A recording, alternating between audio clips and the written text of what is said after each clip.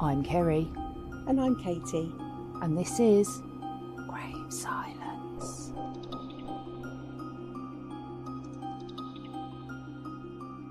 JonBenét Ramsey. JonBenét Ramsey. Here we are.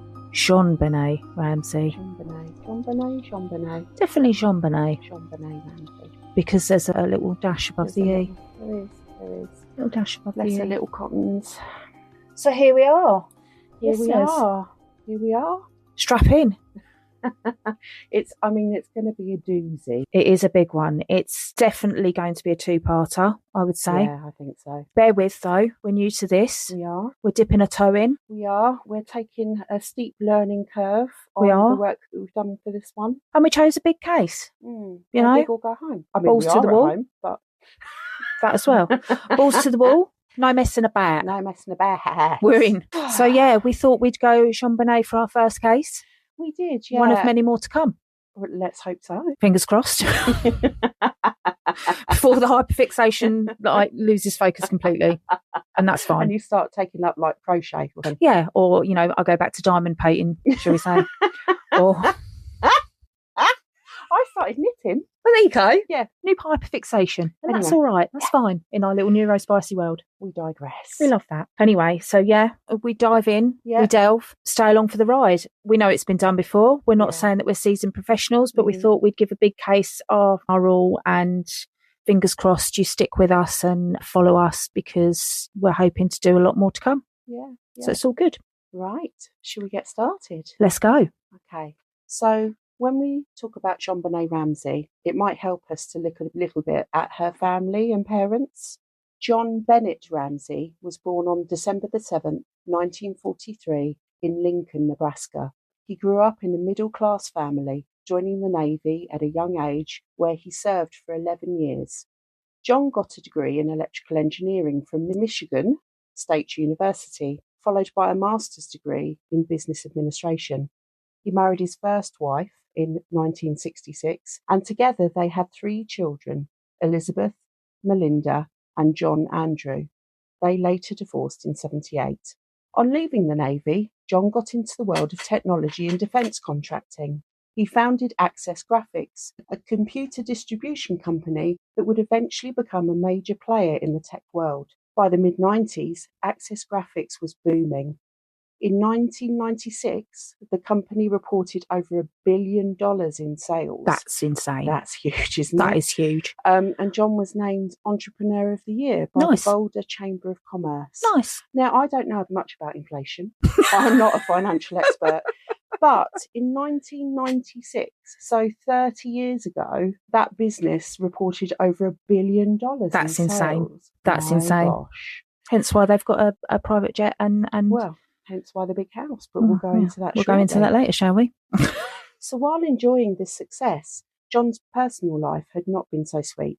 In 1992, his eldest daughter, Elizabeth, tragically died in a car accident, aged just 22. And grief will leave its mark, as we know. John was said to become quieter, more introspective, and overprotective of the children he still had. When he met Patricia Ann Pugh, however, known to everyone as Patsy, it was said she brought some sparkle back into John's life. Patsy Ramsey was born on December 29th, 1956, in Parksburg, West Virginia. She grew up in a close church-going family. Patsy enjoyed taking part in beauty pageants, and at 22 years old, she won the title of Miss West Virginia in 1977 and competed for the Miss America title. Or tittle. Or tittle. That's written in the script, but we brush over that. We're nothing if but professional. No. Patsy also earned a degree in journalism from West Virginia University, and friends described her as warm, energetic, and socially gifted. When she met John Ramsey in Atlanta, the two married in 1980, and she became a stepmother to his 3 older children. The couple went on to have 2 children themselves. There was Burke, born in 1987, and JonBenét, born in 1990. Burke. Yeah. I mean, to our English listeners, we know what the word Burke What a means. Burke is. You're a Burke. It's a silly sausage, isn't You're an it? absolute it's a Burke. bit of an idiot.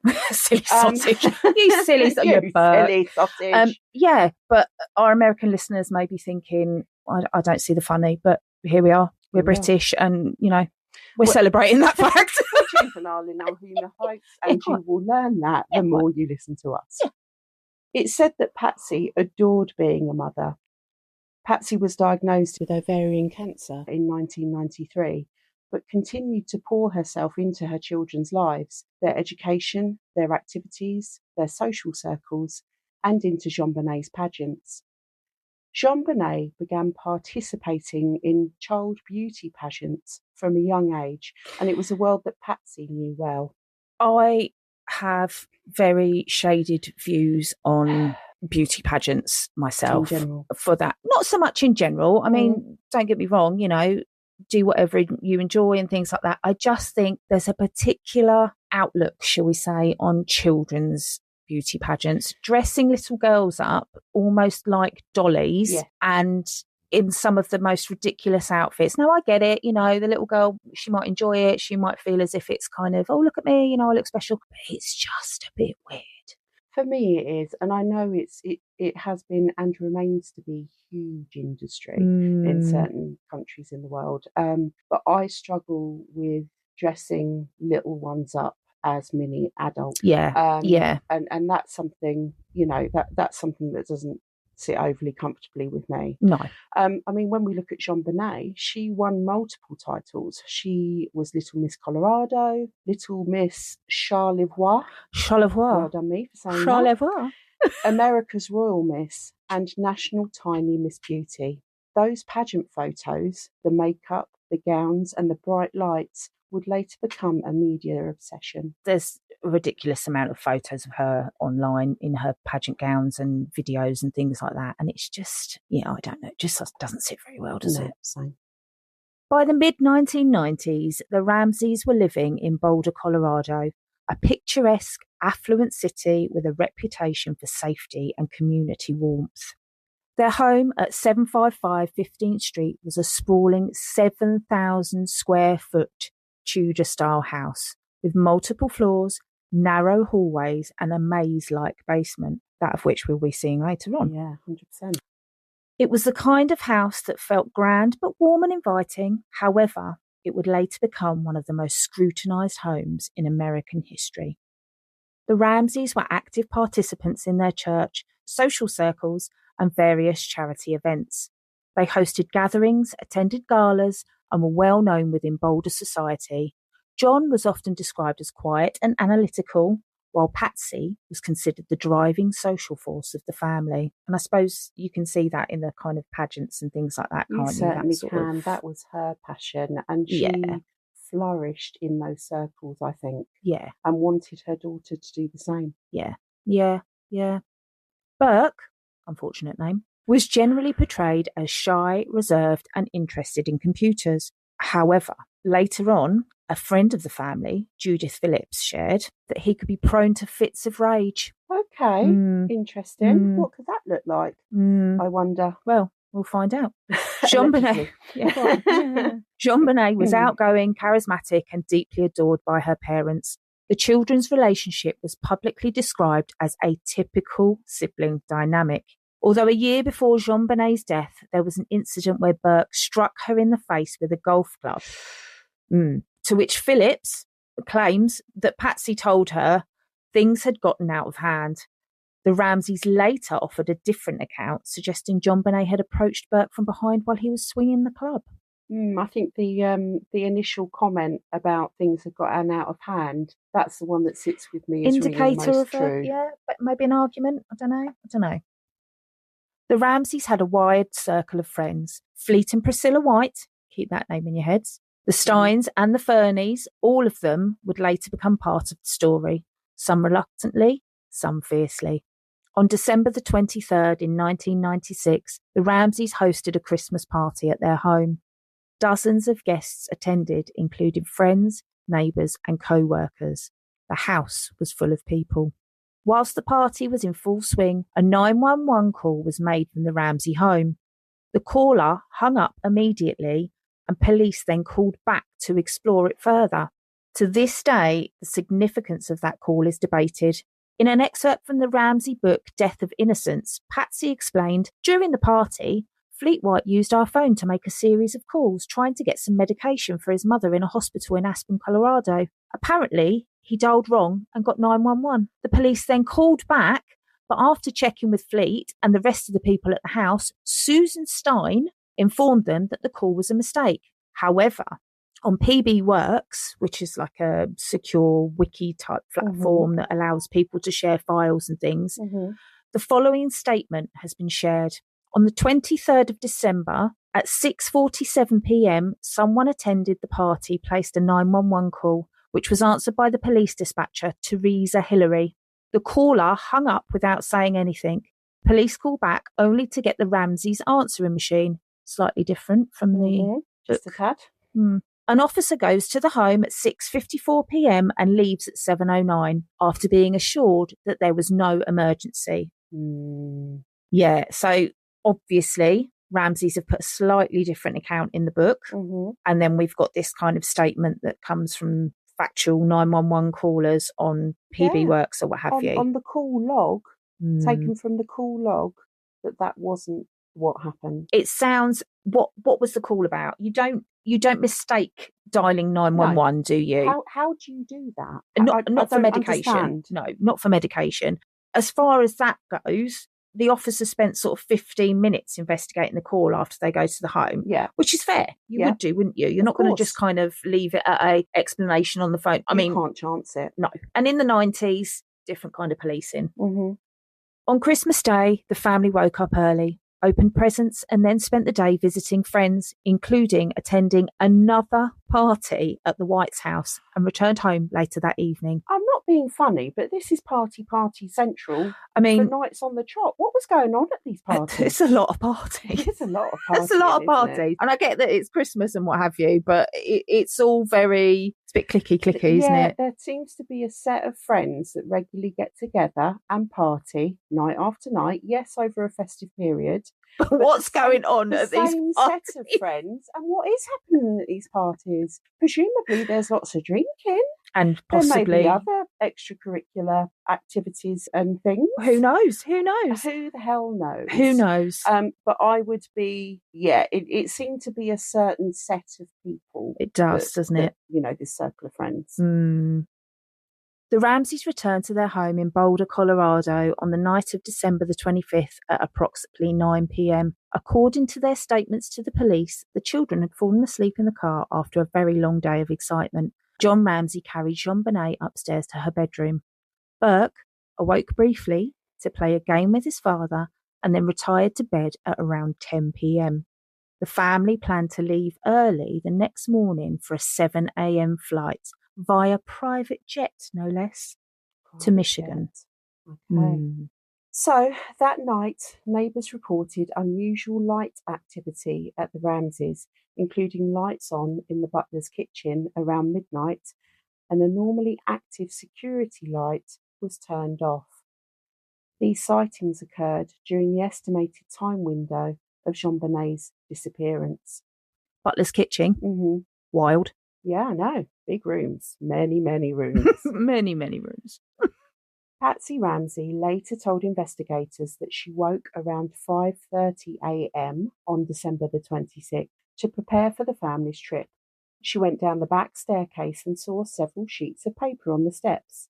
These papers formed a 3-page handwritten ransom note addressed to John, demanding $118,000. The exact amount that matched John Ramsey's bonus from Access Graphics that year. At 5:52 a.m, Patsy called 911. We're going to play the call for you now, so listen carefully and keep an open mind as to what you think. 911 emergency. Police. What's going on? 5515th Street. What's going on there, ma'am? We have a kidnapping. Hurry, please. Explain to me what's going on, okay? There's a note left and our daughter's gone. A note was left and your daughter is gone? How old is your daughter? 6 years old. She's gone. 6 years old. How long ago was this? I don't know. I just found the note. And my daughter's dead. Does it say who took her? What? Does it say who took her? I don't know. There's a ransom note here. It's a ransom note? It says SBTC. Victory. Please. Okay, what's your name? Are you Patsy Ramsey, I'm the mother. Oh my God. Please. I'm sending an officer over, okay? Please. Do you know how long she's been No, gone? I don't. Please, we just got out. Is she right here? Oh my God, please. Okay, Please, there's somebody. I am, honey. Please. Take a deep breath in Please, there, okay? hurry. Patsy.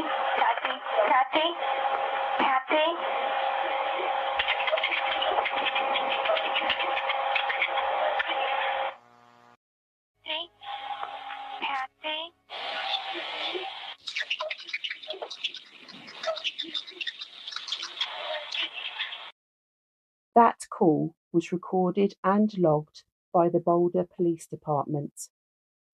We know this call was at 5:52. The family had arranged to fly to Michigan at 7 a.m. by private jet from an airport that on Google Maps is roughly an hour's drive from the family home. Would you leave it that late before going to an airport to travel? Packing's probably done, yes, but you've got to get 2 children up, last little things of the house, checking, making sure certain lights are off. I mean, it's a big house, let's face it. It's going to take a while to kind of close everything down and, check everything's okay and what have you. And Patsy had gotten up an hour and a half before the flight. Yeah, so she's got up an hour and a half before the flight. And it takes at least an hour to get to the airport from their house. Yeah. And wouldn't everybody else in the house need to be up way before the note was discovered? Yeah. This is one of many things about this case that blows my tiny mind. There's so many things that putting together don't make sense. And then there's others. Oh, okay, yeah, you probably would do that. You might. But yeah. Okay. So, following the call, officers Rick French and Carl Veach were dispatched and arrived at the home to conduct an initial walkthrough of the house. During this walkthrough, according to police reports, Officer Rick French went to the basement door, which was secured by an additional wooden latch on the outside at the top. Here, he paused at the door, but moved on without looking inside. French would later explain that he was looking for an exit route by a kidnapper, and he'd ruled out that door as an escape route because the latch was across on the top on the outside of the door. So how could any kidnapper have left through that door and into the basement? Despite the ransom note's instruction not to contact anyone, the Ramseys called several friends, including Fleet and Priscilla White, John and Barbara Fernie, and the Reverend Roland Hoverstock. Yeah, we've just received a 3-page ransom note, and the first thing we're going to do is phone friends and family. Don't call anyone. I don't want you to call anyone because I expect you to drop off X amount of money. Your daughter's gone missing. I've got her held to ransom. Don't call anyone. What do? We'll call the police and then we'll call all our friends. And don't get me wrong, I may have called one friend. I'd have called you, but fuck me, this has happened. What's this gone awful. on? Come and help me. But not a fucking plethora of friends to come round for a gathering. No, and the local vicar. Exactly, and the local vicar, tokenary vicar. Yeah. And I mean, do they set up a search party? No, they don't. No, funnily enough. So they arrived at the home that morning, and their presence, along with everyone's movement, left a significant contamination at the scene. Well, it would do. No part of that home was sealed off until 10:30 a.m., 4.5 hours later. And even then, only JonBenét's bedroom was secured, leaving the rest of the house exposed. I'm going to get on my soapbox about this. Go on, get on there. I'm getting on there. This boils my piss. You are, and I get that it's, we're talking about 30 odd years ago or what have you. It's the 90s. No one gave a fuck in the 90s. But a little girl's gone missing in a house. Nobody is removed from the house. No, I mean, we're not, obviously nobody at that point knew she was in the house, but nothing in the house was kind of, cornered off, nothing, apart from her bedroom. Yeah. 4.5 hours later. Utter fucking madness. Yeah, and wild. If you think, if this boiled your piss, fuck knows what's going to happen to it next, right? I'm telling you. Strap in.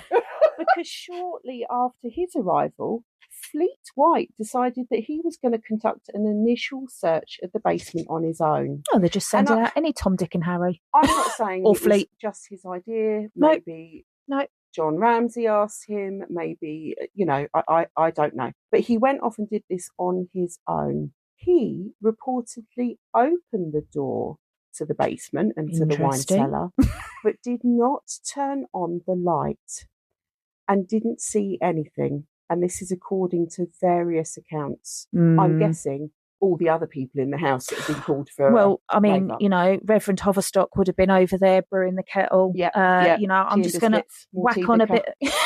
just going to whack on a brew for everyone. Anyone for bagels? The fuck? Let's have a little gathering. Detective Linda Arndt arrived as the primary investigator on the scene. The ransom note stated that the kidnappers would call between 8 and 10 a.m, but no call ever came. By early afternoon, Detective Arndt asked John Ramsey and his friend Fleet to search the house again to look for anything unusual. John went straight to the basement and opened the same small room that Fleet White had checked earlier. He then walked through the corridor, opened the door to the rarely used wine cellar room, and shouted, "Oh my God, my baby." There on the floor lay JonBenét's body.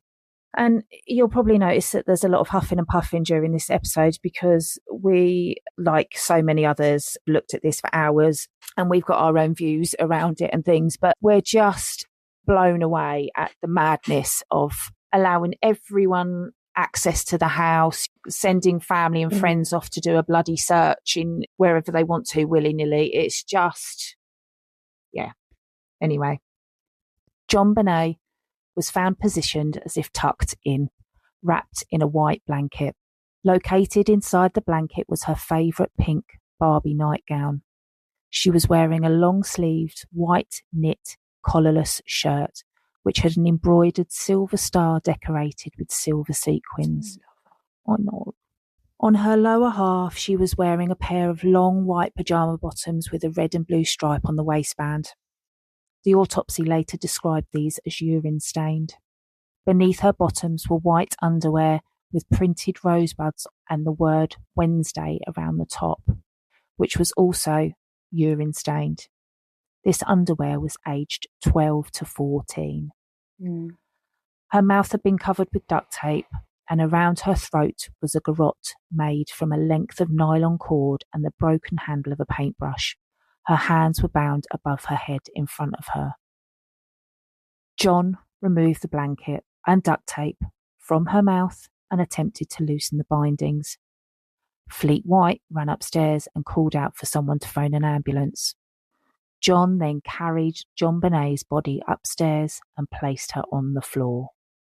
We're going to play an insert here of an interview between Detective Arndt and I think it's ABC News. It's quite a famous one, but it's just her account of John. Yeah, and how things went when John Ramsey carried his daughter upstairs and brought her into the living room area. Yeah, listen and just see what you guys think. 1:01 p.m. Although the house had already been searched by patrolmen before she arrived, Arndt says that in order to break the building tension, she asked John Ramsey and his friend Fleet White to search the house again, top to bottom, looking for anything out of place. She says she gave them specific instructions not to touch anything. She says John Ramsey headed straight to the basement. She heard Fleet White scream for an ambulance, and then a chilling discovery. For Arndt, the pieces of the puzzle fell into place. And I see John Ramsey carrying JonBenét up the last 3 steps from the basement.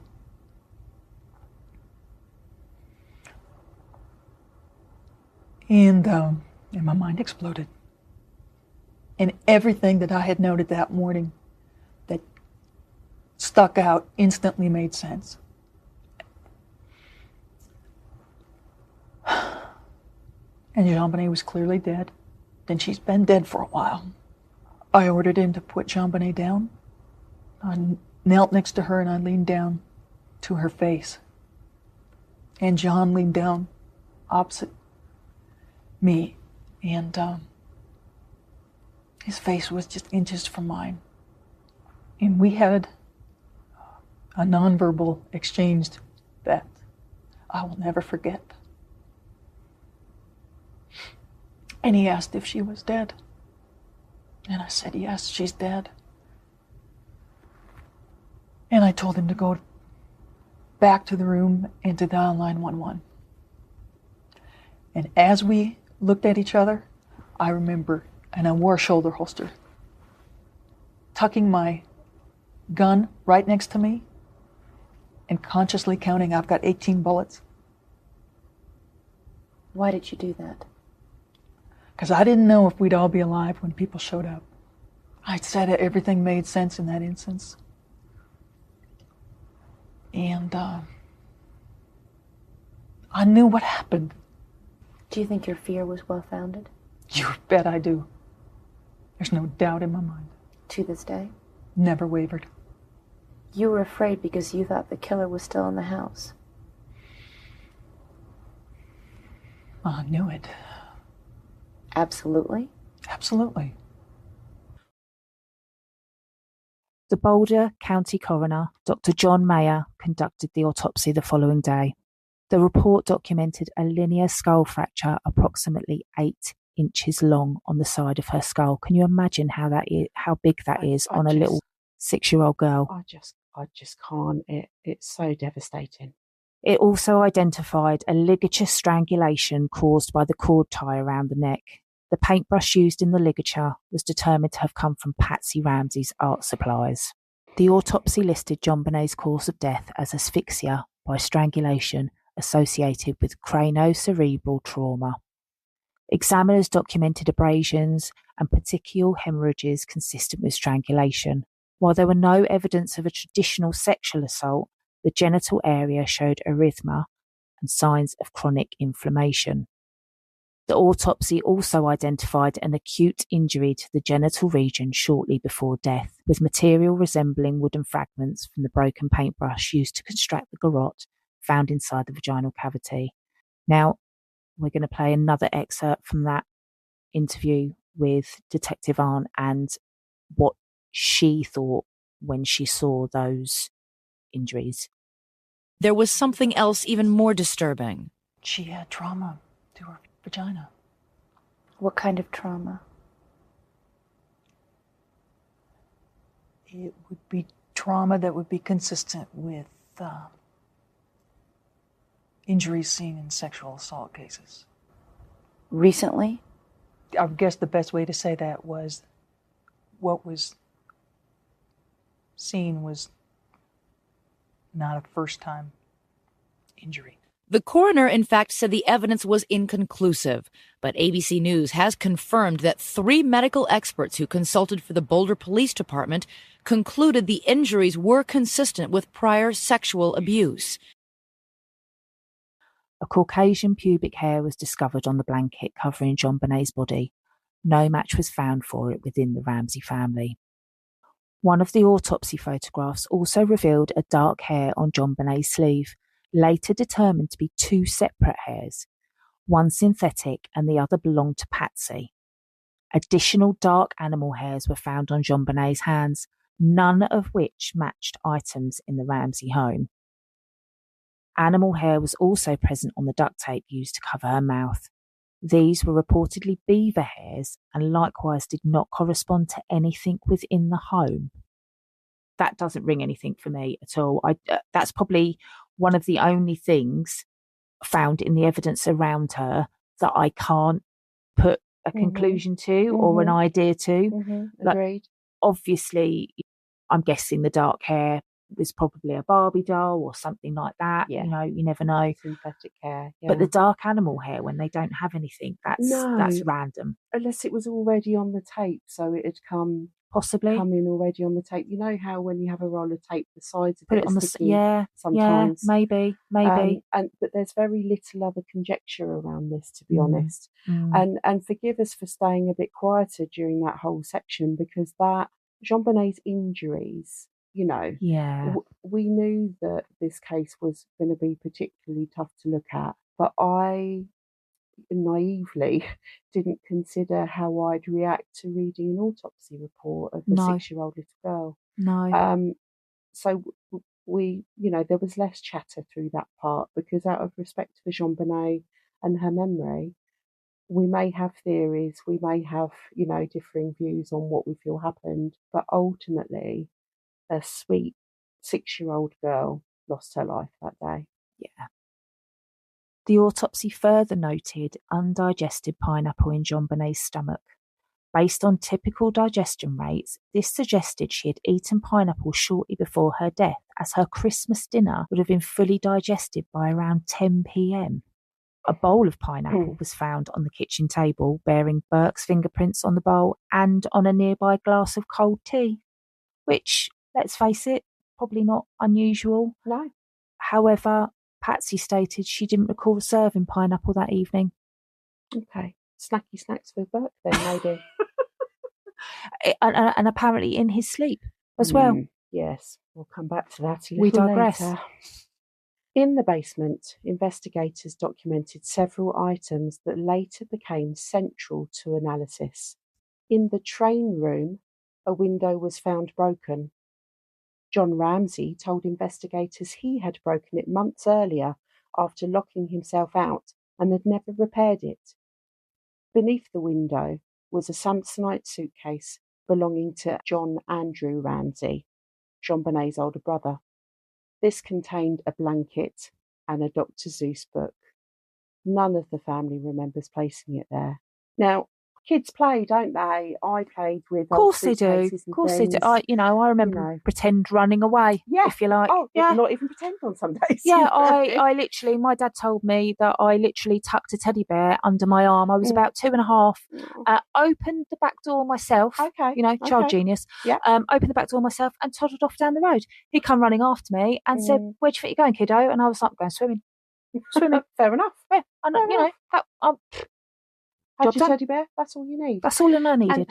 And to be honest with you, a suitcase like that, I would have played with, and it would. What did JonBenet need other than her blanket and her Dr. Seuss book as a bedtime story? Interestingly enough, it doesn't say whether it was her favourite blanket or something like that, does it? It just says a blanket and a Dr. Seuss book. Yeah. So, again, you know, could it be, like you say, playing with Burke? Could Burke have packed it and said, "Look, I'm running away, I'm running away."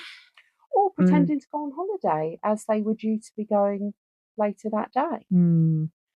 A spider web outside of that window appeared intact. Some investigators believed that this suggested the window had not been used recently, while others argued that an intruder could still have entered the building without disturbing it, or that the warm winter morning temperatures could have woken the spider, and the spider then rebuilt the web after someone else. Sorry, that's a stretch.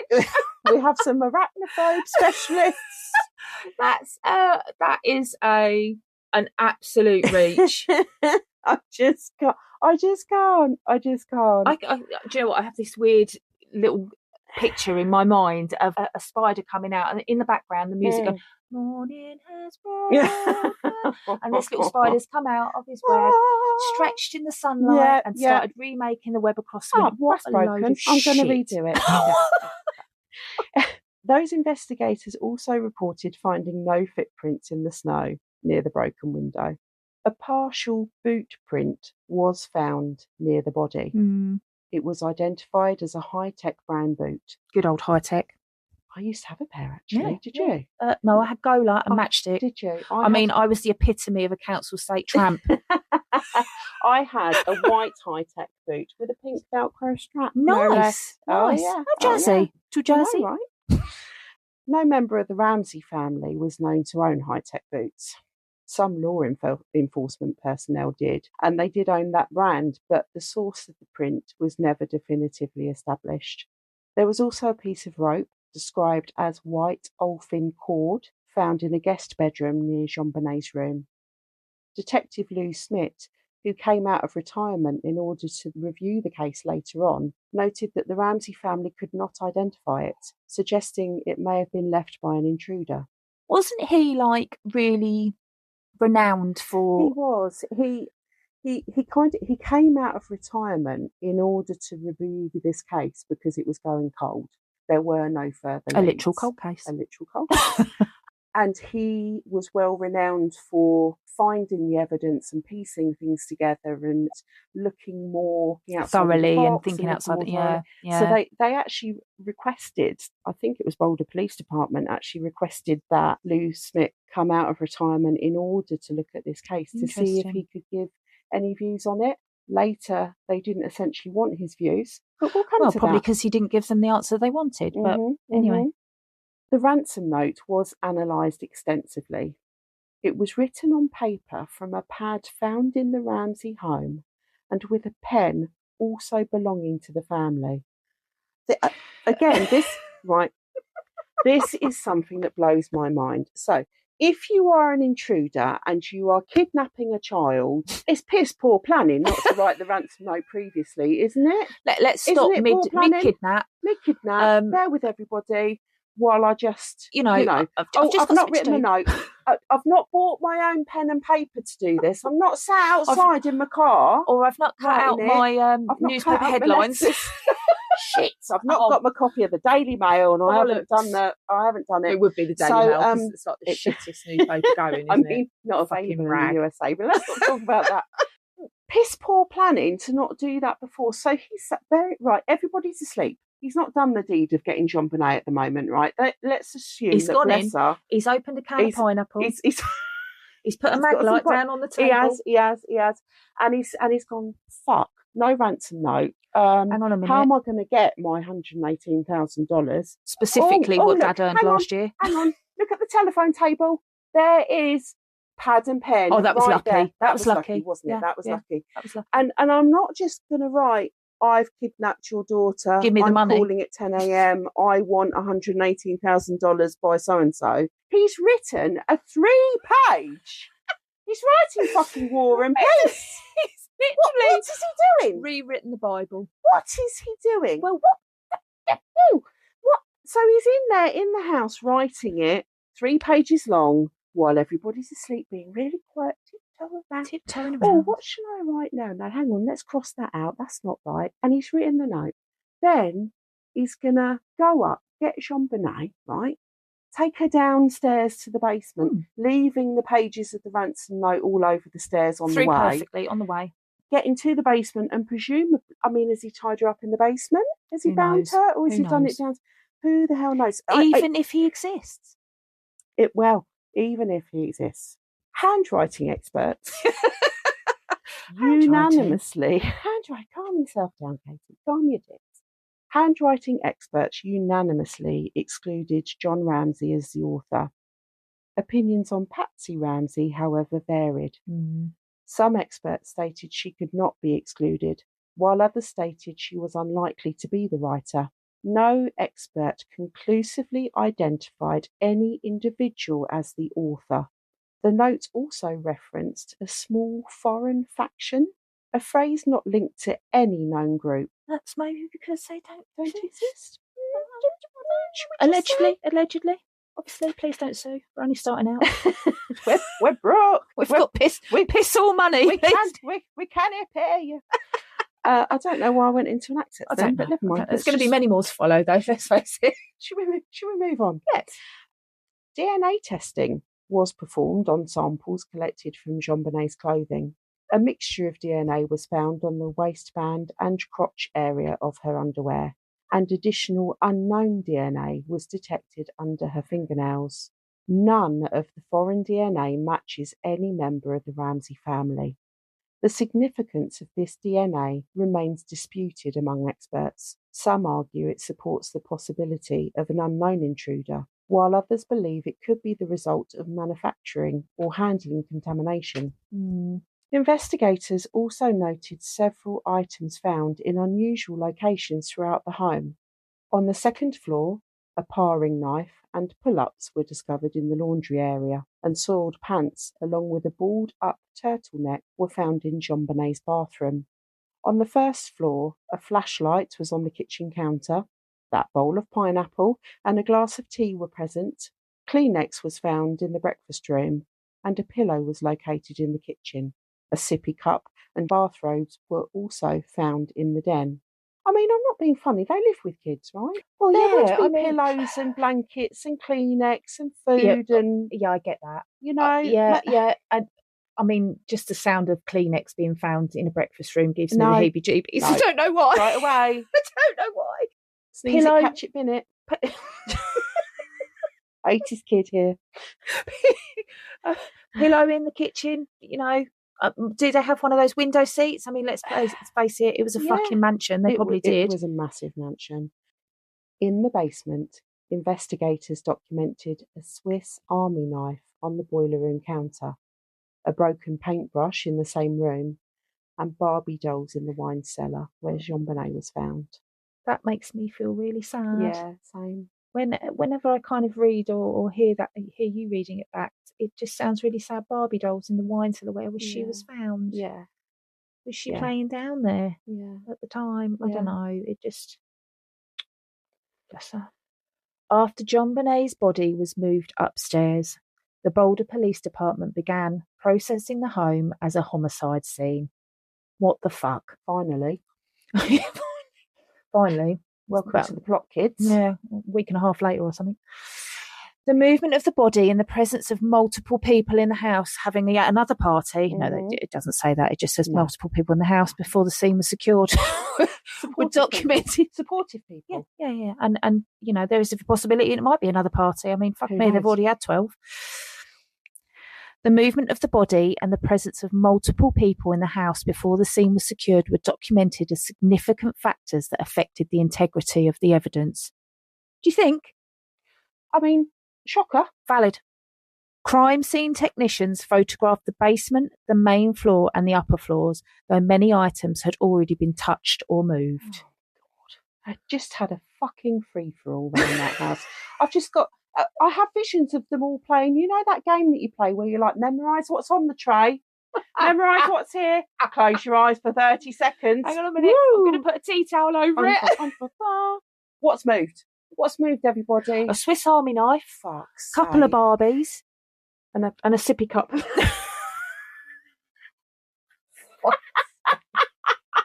We've lost it. We've lost the plot, people. Cheese has slid off the cracker. The cord used in the ligature couldn't be sourced to any item found in the Ramsey home. The paintbrush used as a part of the garrotte had been broken from a brush in Patsy's art kit, and the remaining portion of the brush was found in the basement. The other section of the handle was never located. While the paintbrush used to construct the garrotte was identified as belonging to Patsy Ramsey, only part of the bristle end was recovered. The bottom third of the handle was missing, suggesting it had been removed. By the end of December the 26th, investigators hadn't identified a suspect. The Boulder Police Department and the Boulder County District Attorney's Office developed differing views early in the investigation. Some investigators believed the evidence pointed towards someone inside the house. Others believed an intruder was responsible. Detective Smith, a well-regarded cold case investigator, there he is. That's our Lou. Documented several points he believed supported an intruder theory, as we know, including obviously the broken window, the suitcase placement, the unidentified DNA and marks on JonBenét's body that he believed could have been consistent with a stun gun. Other investigators disputed the stun gun theory, stating that the marks were inconsistent with known stun gun patterns. JonBenét's funeral took place on December the 31st in Peachtree Presbyterian Church in Atlanta, Georgia, the same church that John and Patsy were married 16 years earlier. She was buried alongside her big sister Elizabeth. And there, my friends, is where we're going to leave it for this week. Dun, dun, dun. Dun, dun, dun. It's a lot of info. It is a lot of info. And I'll tell you, there's a lot more to be discussed next week. That's the thing. And I tell you. And I'll tell you for now. I tell you, that's a lot of editing. That my head is wow. Bless you. You're doing amazing. But it's all good. It's all good. So bear with, and we'll be back for part 2. Same time next week, my lovely people. Same time, same space. Bye-bye. See you later. Bye.